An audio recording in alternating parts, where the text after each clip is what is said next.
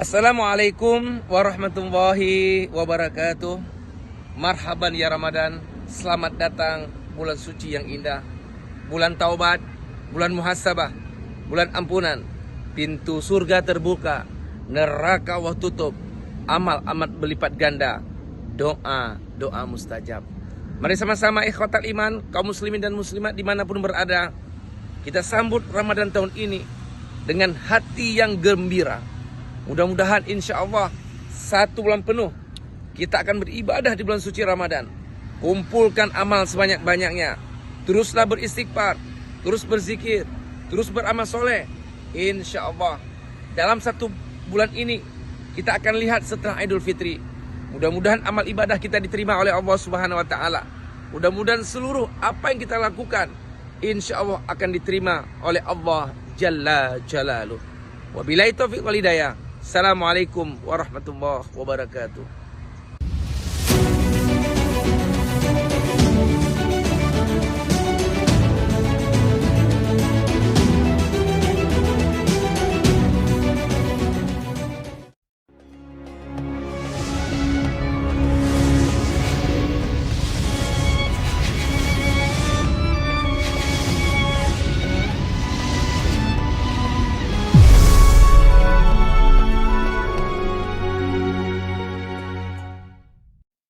أشهد أن لا إله إلا الله وأشهد أن محمد رسول الله اللهم صل وسلم وبارك على سيدنا محمد وعلى آله وصحبه ومن تبعه أما بعد فيقول الله سبحانه وتعالى أعوذ بالله من الشيطان الرجيم بسم الله الرحمن الرحيم يا أيها الذين آمنوا كتب عليكم الصيام كما كتب على الذين من قبلكم لعلكم تتقون وقال النبي صلى الله عليه وسلم من صام رمضان إيمانا واحتسابا غفر له ما تقدم من ذنبه صدق الله العظيم وصدق النبي الكريم ونحن على ذلك من الشاهدين والشاكرين والحمد لله رب العالمين. Segala puji hanya milik Allah Subhanahu wa taala. Allah lah yang berhak dipuji, sementara kita sebagai hambanya berkewajiban memuji, tidak berhak untuk dipuji. Salawat dan salam kepada Nabi kita tercinta, Nabi Muhammad sallallahu alaihi wasallam. Di tengah hiruk pikuk dahsyatnya kiamat, satu-satunya harapan yang kita harapkan adalah pertolongan daripada Nabi Muhammad sallallahu alaihi wasallam melalui syafaatnya. Mudah-mudahan kitalah orangnya yang akan mendapatkan syafaat Nabi Muhammad sallallahu alaihi wasallam. Jamaah salat fardhu subuh rahimakumullah. Rasulullah sallallahu alaihi wasallam 2 bulan sebelum masuk bulan suci Ramadan telah mengiklankan, telah mempromosikan bulan Ramadan itu sendiri. Di dalam hadis dari Imam Al-Baihaqi, Rasulullah membaca doa 2 bulan sebelum masuk Ramadan, sebagaimana para ustadz telah membimbing doa itu kepada kita. Allahumma barik lana fi Rajaba wa Sya'bana wa ballighna Ramadan. Jadi Ramadan itu telah disebut-sebut oleh Rasulullah 2 bulan sebelum kedatangannya. Artinya telah Rasulullah iklankan, telah Rasulullah promosikan. Sama juga dengan kita masyarakat Aceh hari ini, masih lama terjadi perhelatan olahraga berupa PON, tapi baliho, banner, spanduk di mana-mana telah diiklankan dalam rangka menyukseskan PON. Jadi Rasulullah 2 bulan sebelum datangnya Ramadan telah diiklankan. 3 bulan disebut-sebut selalu. Rajab, Sya'ban, dan Ramadan. Ada apa sesungguhnya Rasulullah bermohon 3 bulan berkah?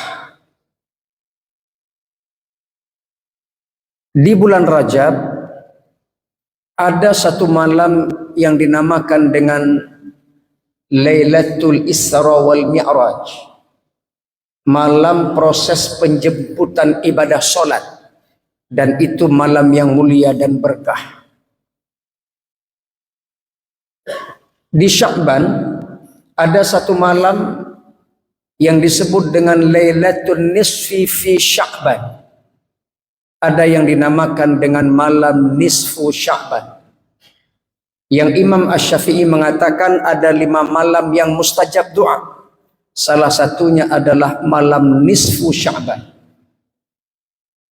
Dalam hadis juga disebut pada malam nisfu Sya'ban itu diperintahkan kita untuk memperbanyak ibadah, dan pada pagi harinya kita disunnahkan berpuasa. Pada bulan Sya'ban pula turunnya ayat perintah untuk bersolawat. Innallaha wa malaikatahu yusalluna 'alan nabi ya ayyuhalladzina amanu sallu 'alaihi wa sallimu taslima. Ayat itu juga turun pada bulan Sya'ban. Maka malaikat bersolawat kepada Rasulullah, dan malaikat yang paling banyak bersolawat adalah malaikat Jibril. Juga pada bulan Sya'ban terjadi perpindahan arah kiblat. Dari Nabi Adam sampai dengan Nabi Daud itu kiblatnya ke Masjidil Haram. Dari Nabi Sulaiman sampai kepada Nabi Muhammad itu kiblatnya ke Baitul Maqdis. Nabi Muhammad lama beliau berkiblatkan ke Baitul Maqdis itu 1 tahun 5 bulan. Berapa bulan, Pak?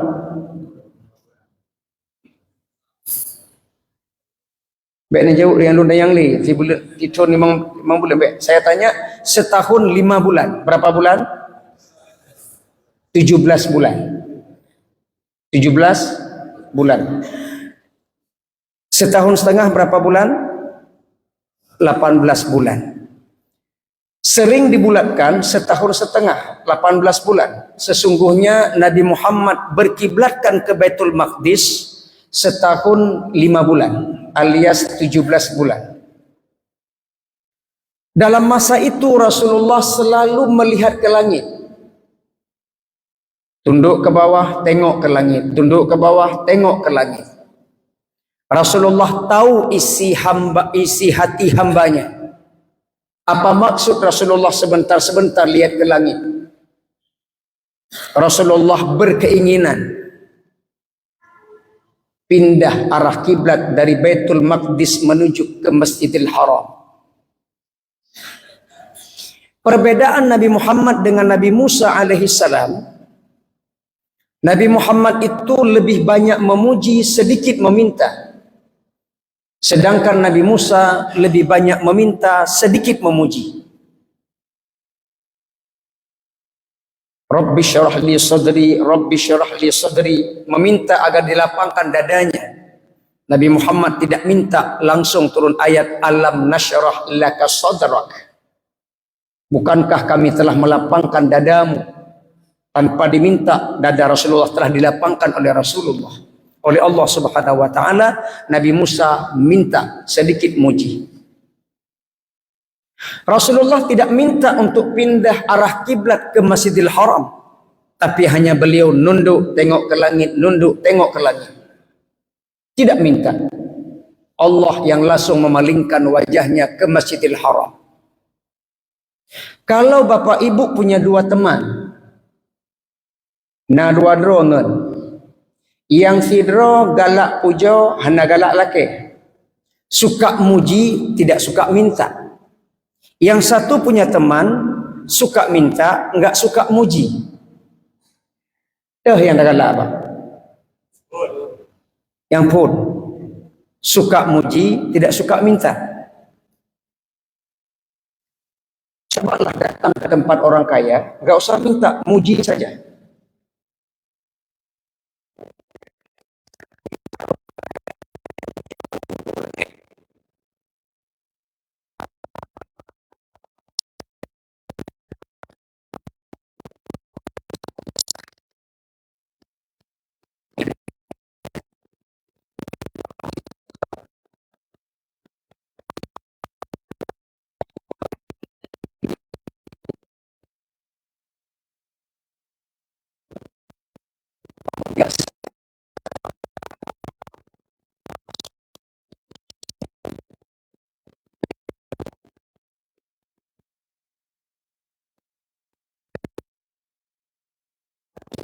Wow.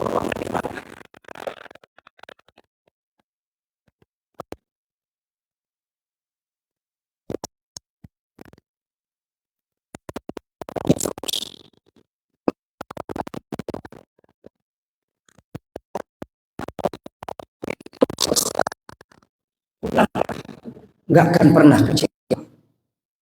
Sering-sering datanglah ke rumah ini, pemilik segalanya. Mujilah sebanyak-banyaknya. Datanglah ke rumah Allah, puji Allah. Pulanglah, pasti tak akan kecewa. Nabi Muhammad muji terus, enggak minta pindah arah kiblat. Tengok ke bawah, tengok ke langit. Turun ayat surah Al-Baqarah 144. Qad nara taqalluba wajhika fis sama. Sungguh kami melihat engkau Muhammad menengadahkan wajahmu ke langit. Falanwalliyannaka qiblatan tardaha.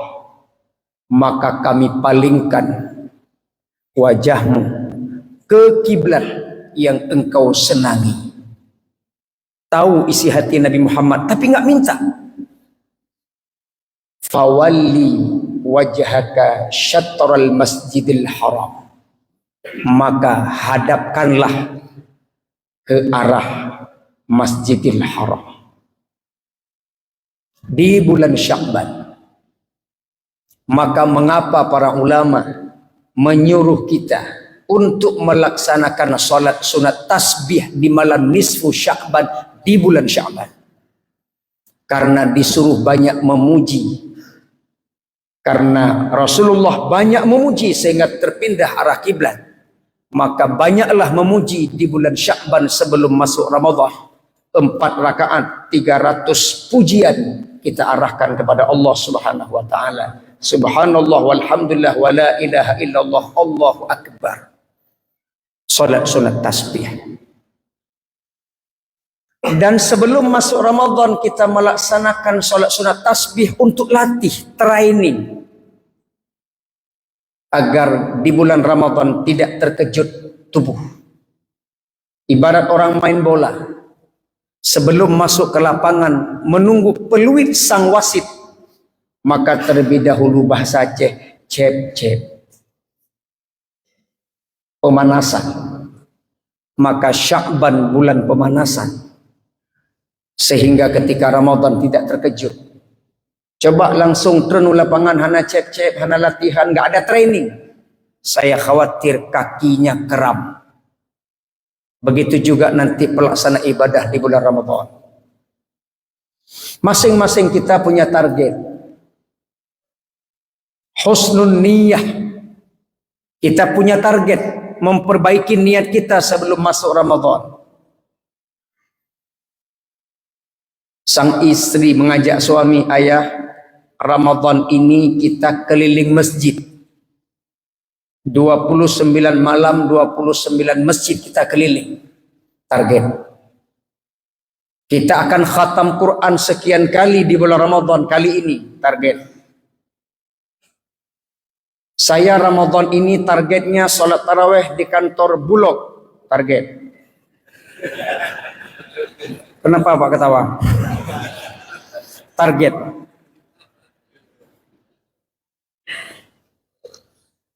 Pasang target. Husnul niyah. Ini latihan kita sebelum masuk Ramadan. Kemudian ada di malam Ramadan lagi.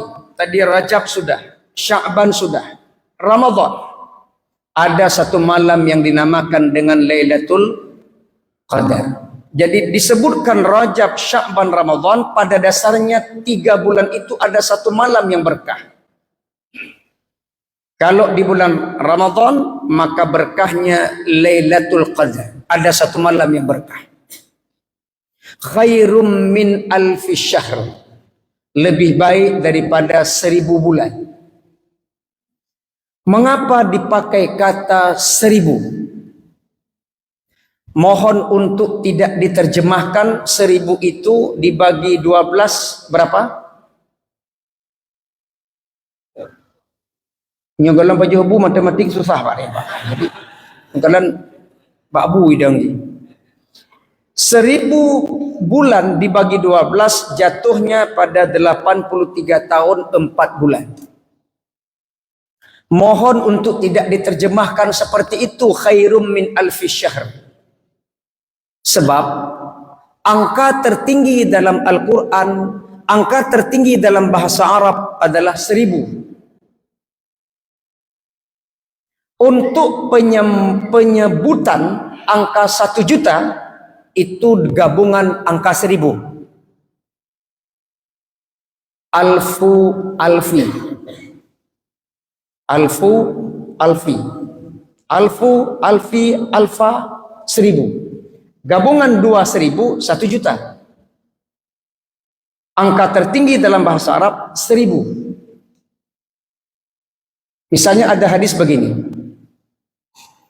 Ya Aliyu, wahai Ali, man at'ama musliman, barang siapa memberi makan seorang muslim, bitibi nafsin, dengan jiwa yang gembira, dengan hati yang gembira. Memberi makan seorang muslim dengan hati yang gembira. Atau dalam surah Al-Insan disebut ala hubbihi. Makanan yang diberikan itu makanan yang dicintai. Jadi Bapak Ibu tidak boleh mengundang orang lain kasih makan makanan enggak bermanfaat. Sebab ada salah bahasa di tengah masyarakat ketika mengundang orang. Engkau imam pak kecil nak melangkah rumah. Makanan lepah lebih rumah daripada aku bawa baju rumah. Itu kalimat yang salah. Jadi makanan itu sudah tidak dicintai lagi, diberikan makan orang, salah. Ala hubbihi, makanan yang dicintainya.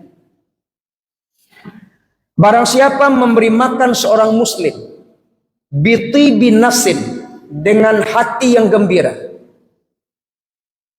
kataballahu lahu, Allah tulis baginya alfa alfi hasanatin, 1.000.000 balasan kebaikan.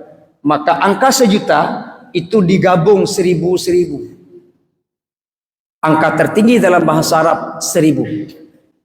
Wa maha anhu, dan dapat menghapuskan daripadanya dosa-dosa alfa alfi sayyatin, 1.000.000 dosa dihapus orang yang suka beri makan kepada orang lain. Maka berlomba-lombalah kita untuk traktir saudara kita selesai solat subuh. Nungkala jamaah Arafah sering ketemu di Ayah Gading. Saya lihat berlomba-lomba untuk bayar. Luar biasa. Seharusnya begitu. Baik pre. Ateli bayu. Kok pagah ka bayu leper. Padahal alhamdulillah. Memberi makan kepada saudara kita muslim. Wa rafa'a lahu dan Allah angkat baginya alfa darajatin, 1000 derajat. Maka khairum min alfi syahrin, digunakan angka 1000 bukan bermakna 83 tahun 4 bulan. Nanti saya khawatir yang 60 tahun merasa bangga. Alhamdulillah. Lu medaumu 60. Kebaikan medang kalewat 80 lehadong. Tapi angka 1000 itu diterjemahkan Lailatul Qadar, balasannya tak terhingga. Tak terhingga. Karena digunakan kata 1000, angka terbesar dalam bahasa Arab. Maka ketiga malam itu ada berkah. Bila yang ngomong azim, yang ngomong berkah adalah manusia yang maha agung, yakinlah bahwa bulan itu agung dan berkah. Di dalam hadis dari Ibnu Huzaimah, Rasulullah bersabda, Ramadan itu adalah syahrun azim, syahrul mubarak, bulan agung, bulan berkah. Yang ngomong adalah manusia agung. Yang perintahkan adalah Allah yang maha agung, yang diperintahkan pun juga bulan yang agung. Agung, agung, agung. Maka yakinlah bulan itu agung. Sebelum masuk bulan agung, ya tentu kita melakukan persiapan-persiapan. Sebagaimana ilustrasi satu hadis dari Sahih Muslim, Sahih Bukhari, sering kita bacakan hadis ini. Man kana yu'minu billahi wal yaumil akhir falyukrim dhaifah. Barang siapa yang beriman kepada Allah dan hari akhir, falyukrim dhaifah, maka muliakanlah tamu.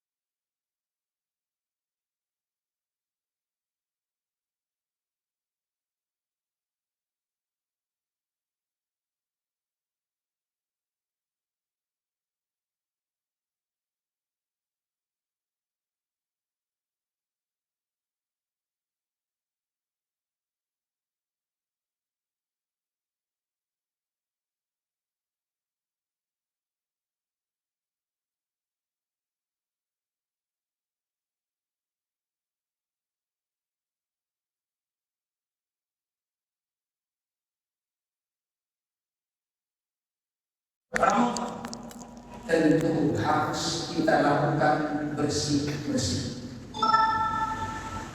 Persiapan yang harus kita lakukan adalah bersih-bersih. Apa yang kita bersihkan? Kita selama ini sibuk membersihkan rumah. Datang Ramadan bersihkan rumah. Datang Ramadan bersihkan area masjid. Bukan tidak boleh, tapi ada hal yang lebih penting lagi yang harus kita bersihkan, yaitu tazkiyatun nafs, membersihkan jiwa kita, hati kita melalui taubat.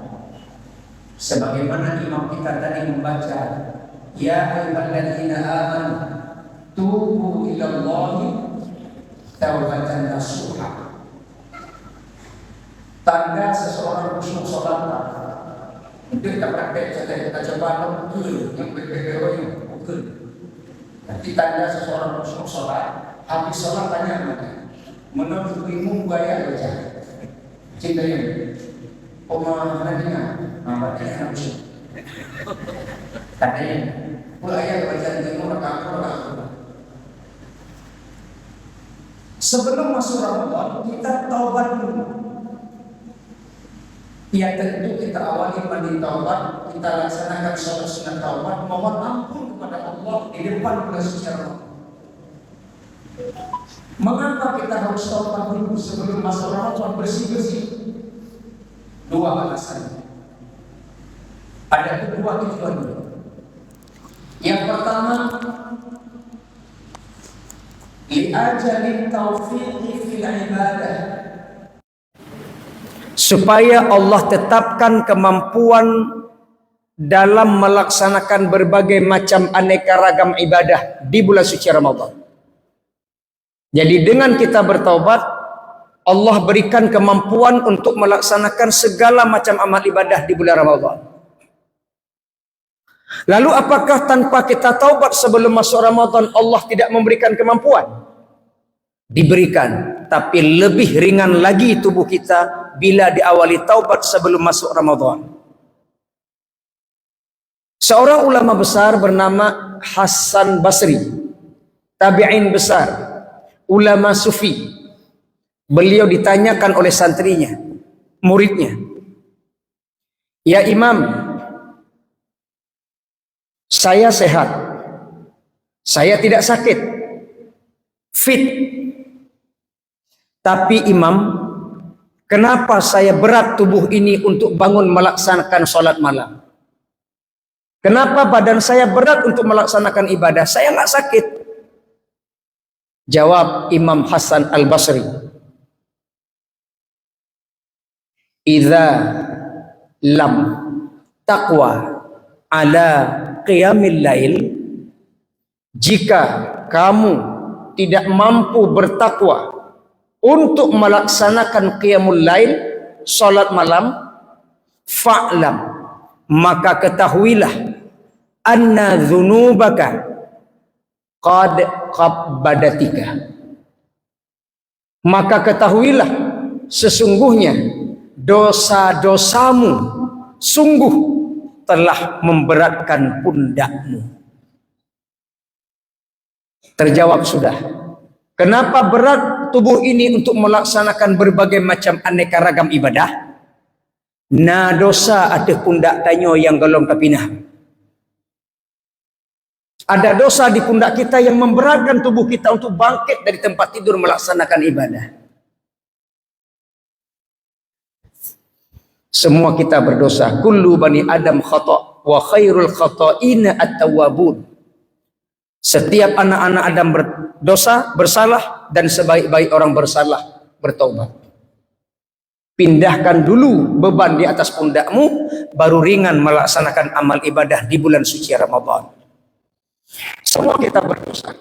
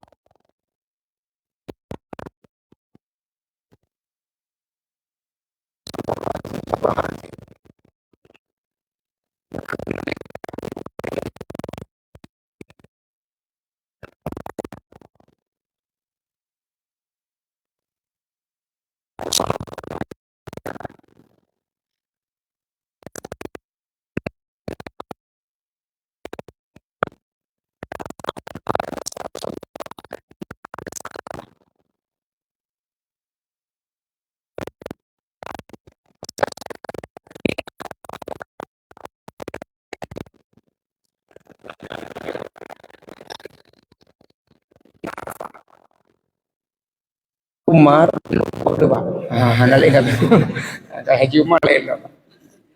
Jadi Bapak Ibu yang berbahagia, Sa'labah ini orangnya ta'an, ibadahnya rajin. Suatu hari pulang sholat zuhur melewati lorong-lorong menuju ke rumahnya. Ternyata di antara sekian banyak rumah Ada satu rumah yang terbuka pintunya. Yang lain tertutup semua. Satu rumah terbuka pintu. Di saat Tha'labah melewati, penasaran. Rumah lain tertutup. Kenapa rumah ini kok terbuka satu? Ada apa? Sambil jalan, karena satu rumah terbuka, penasaran. Menolehlah ke arah rumah yang terbuka itu oleh Tha'labah. Menoleh ke dalam rumah. Ternyata dalam rumah terlihatlah oleh Tha'labah ada seorang wanita yang terangkat kainnya, nampak aurat berupa betis. Lemah bawah betih. Bukan sengaja melihat, terlihat. Maknanya tidak sengaja, terlihat. Menjerit Tha'labah, mulutnya beristighfar, wajahnya merasa takut, lari menuju ke awali bukit. Padahal terlihat, bukan melihat. Tapi rasa takutnya, gemetar tubuhnya, wajahnya takut, mulutnya beristighfar. Saya peragakan, astagfirullahaladzim, sambil lari ke awali, bukan pulang ke rumah. Merasa tidak nyaman, rasa takut, nggak balik-balik ke kota Madinah, khawatir dalam perasaannya Allah turunkan azab oleh karena dosa, memandang aurat. Nggak berani balik. Menyoi Banda Aceh lagi Tha'labah mandu. Semua laki-laki Banda Aceh melihat dosa, lari ke gunung, hanale uraga mana Aceh. Tapi tidak demikian oleh kita. Lalu ketika sholat asar, Tha'labah tidak hadir. Rasulullah tanya, sholat asar kita ini ada satu yang hilang, belum hadir, kita tunggu. Setelah menunggu tidak hadir, ditanya, kemana dia? Tha'labah. Jawab salah satu jamaah, ya Rasulullah, kami melihat dia lari ke awali, tidak tahu apa maksudnya. Selesai asar kita cari. Berangkatlah setelah asar, cari Tha'labah. Bapak Ibu yang berbahagia, bila orang sering berjamaah, sekali tidak hadir, curiga orang. Nyohoi jaka, biasa sabi hantompre berjamaah. Kalau orang sering berjamaah, pasti kita tanya, ini kemana dia? Musibah apa yang dia alami? Kecelakaankah? Sakitkah dia? Kenapa dia nggak hadir? Karena sering berjamaah tetap. Begitu juga sebaliknya. Kalau orang nggak pernah berjamaah, sekali datang, ya, handai jak masjid, baik jak tiga, pajang kailah kah? Orang yang tak begitu. Tha'labah dicari, ketemu, ditanya, ya Tha'labah, kenapa tidak hari berjamaah? Jawabannya apa? Ya Rasulullah, saya sudah tidak pantas lagi berada di belakang engkau. Tubuh ini bergelimang dengan noda dan dosa. Hana jetle longdang ikodron. Tidak pantas. Padahal cuma terlihat, tidak sengaja, tapi sampai beban luar biasa di pundaknya. 2 hari setelah bertemu Rasulullah, Tha'labah menghembuskan nafas terakhir karena beban dosa yang dia pikul teringat selalu. Padahal terlihat bisa meninggal, Pak. Ita nyuti uro tagalan tumbon jaju, Pak. Allahu Akbar. Jamaah sekalian yang berbahagia muliakan Allah, maka pindahkan dulu Pak beban di atas pundak, biar ringan kita beribadah kepada Allah di bulan Ramadan. Itu tujuan pertama. Tujuan yang kedua, kita awali taubat sebelum masuk Ramadan, liqabulil ibadah, supaya diterima ibadah kita. Allah Maha Suci, hanya menerima yang suci-suci. Ibu-ibu sedang menstruasi, haid, bolehkah pegang Quran? Tidak. Kenapa? Kotor. Bolehkah baca Quran? Tidak. Karena kotor. Potongan Quran boleh baca. Itu sudah berubah jadi doa. Tapi kalau utuh satu ayat, tidak boleh baca sedang haid. Contoh, inna solati wa nusuki wa mahyaya wa mamati lillahi rabbil alamin. Itu ayat apa bukan? Ayat. Tapi berubah jadi doa iftitah karena tidak utuh. Utuhnya adalah qul inna solati wa nusuki. Kalau sedang haid tidak boleh baca qul inna solati wa nusuki wa mahyaya karena itu potongan Quran. Tapi karena tidak diikuti qul langsung inna solati, itu maknanya doa iftitah. Sedang haid boleh baca itu. Begitu juga dengan Rabbana atina fid dunya hasanah, itu berubah jadi doa walau potongan Quran yang dalam surah Al-Baqarah tapi tidak utuh. Quran bermohon kepada Allah, ya Allah jauhilah diriku daripada orang-orang yang kotor. Maka suci berhadapan dengan yang suci. Agar ibadah kita diterima oleh Allah, maka taubat dulu, sucikan diri kita dulu. Tidak boleh bayar zakat dengan harta korupsi. Tidak boleh bersedekah dengan harta korupsi. Karena harta kotor tidak boleh menghadap yang suci. Terlebih dahulu kita bertaubat kepada Allah agar ibadah kita diterima oleh Allah Subhanahu wa taala. Jamaah sekalian yang dimuliakan Allah Subhanahu wa taala, paling tidak persiapan kita sebelum masuk Ramadan, latihan sudah. Dan 2 hari lagi kita akan berhadapan dengan ibadah. Mandi taubatlah kita, lalu laksanakan salat sunat taubat 2 rakaat. Mohon ampun kepada Allah. Insya Allah ibadah kita mampu kita jalankan dengan sempurna sehingga mencapai target la'allakum tattaqun. Semoga menjadi hamba yang bertakwa. Saya kira itu saja yang dapat kami sampaikan. Saya ucapkan dan mewakili seluruh dari Arafah, marhaban ya Ramadan, selamat datang bulan suci Ramadan. Semoga kita semuanya diberikan kesehatan dan kesempatan dapat melaksanakan berbagai macam aneka ragam amal ibadah di bulan suci Ramadan. Terima kasih atas segala perhatian. Mari kita berdiri nanti kita bersalam-salaman, tidak hanya dengan Allah saja tetapi dengan manusia juga kita harus salam-salaman. Cuma satu saja, sedikit lagi Pak ya, yang ada 3 kata dihindari Pak. Ada 3 kata dihindari ketika bersalam-salaman. Berapa kata? 3. Yang pertama kadang, yang kedua mungkin, yang ketiga mana tahu. Itu dihindari Pak. Saya kasih contoh. Ustaz Jul lekemaah. Kadang na dosa. Kadang na dosa. Tapi sang hana. Tolong dihindari kadang. Yang kedua, mungkin Ustaz Jul lekemaah, mungkin yang kau likut na dosa. Tapi sedahulung sang lagi hana. Mungkin dihindari. Yang ketiga, mana tahu Ustaz Jul lekemaah, mana tahu ada dosa yang kau likut. Tapi doh na depu lagi sang hana. Jadi dihindari 3 kata.